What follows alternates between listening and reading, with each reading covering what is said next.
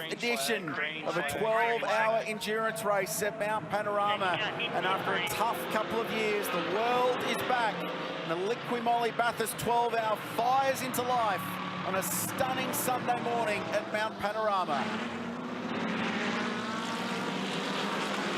A lot of that going on over the next 10 to 15 minutes when these cars, brake rotors start to light up. You'll see the cars bottoming out as the tyre pressures come up, the temperature, the car ride height is very, very low. You look, they're weaving as they make their way up Mountain Straight, continuing to try and build tyre temperature before they have their first run across the top of the mountain. We're seeing the guys in the late teens and the early 20s coming across the line off the back of the safety car, 10, 15, 20 seconds quicker on that second safety car lap than the guys at the front of the field. So they're working their Pirelli rubber really hard early on. The guys at the front already heading up to the cutting for the first time.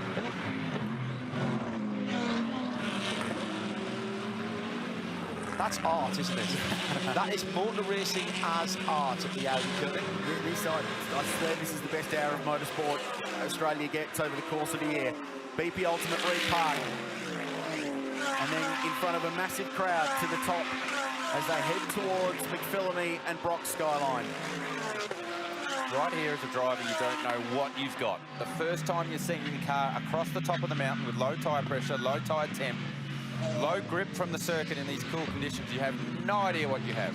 So you have to play super conservatively. You can see no one really stepping out of line, everyone following line astern as the tyre temperature builds. And after we get this lap in the books, second, third lap, then those that have qualified out of position will start to tighten the belts and start to go forward, use any opportunity that comes their way.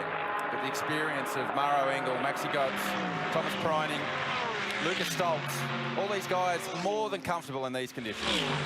I think it's interesting you mentioned that, Garth. I mean, the teams will have had a word with their drivers, and there's absolutely no sense in doing a do-or-die manoeuvre at this stage when you've got 11 hours and 50 minutes still to go. But racing drivers are racing drivers, aren't they? And we keep seeing that these long-distance races now are a series of sprint races separated by pit stops.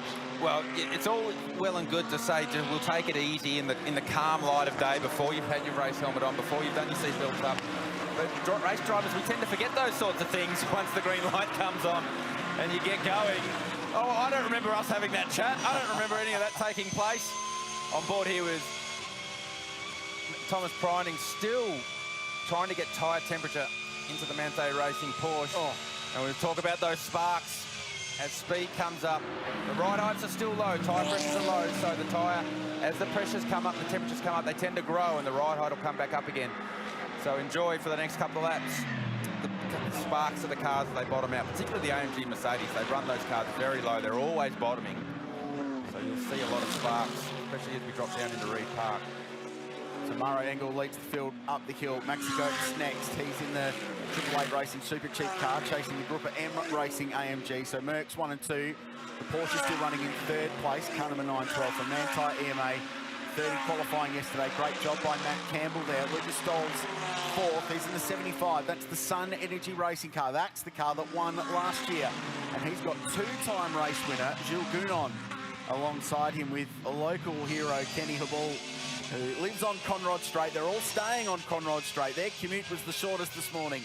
Augusto Farfus up a couple of spots. He's up to fifth behind the wheel of car 46, Valentino Rossi, BMW M4 GT3. It's the first time we've seen those cars here. Then it's the Sportsbet Audi. Liam Talbot's just settled into sixth place in that car. That's a Pro-Am entry in the Bozell Watches Pro-Am Cup. Liam a little bit out of position relative to some of the superstars around him, but doing a great job early on. Philip Ellis in his first attempt at Mount Panorama in seventh. Javash and Paddy actually, a lot of local experience there for the Sydney sider. He started the silver class number 44 car. He's eighth. Dries Van Toren, the second BMW in ninth. And Chris Haase, who's been here before, very, very fast young German behind the wheel of the Works Audi, rounding out the top 10. Another racing lap done. Lap times will continue to tumble. 2:12 was the first lap now. They're in the eights. A 6 a little bit further back for Farfus in the BMW, just showing how these cars start to build tyre temperature and pressure differently. It's not entirely different from what we saw in qualifying yesterday, really. The cars are a lot heavier because they've got their full complement of fuel on board. But what we saw was drivers bringing the temperatures up even in the heat of the day yesterday. They'll be having to work a little bit harder. What's the car going to feel like?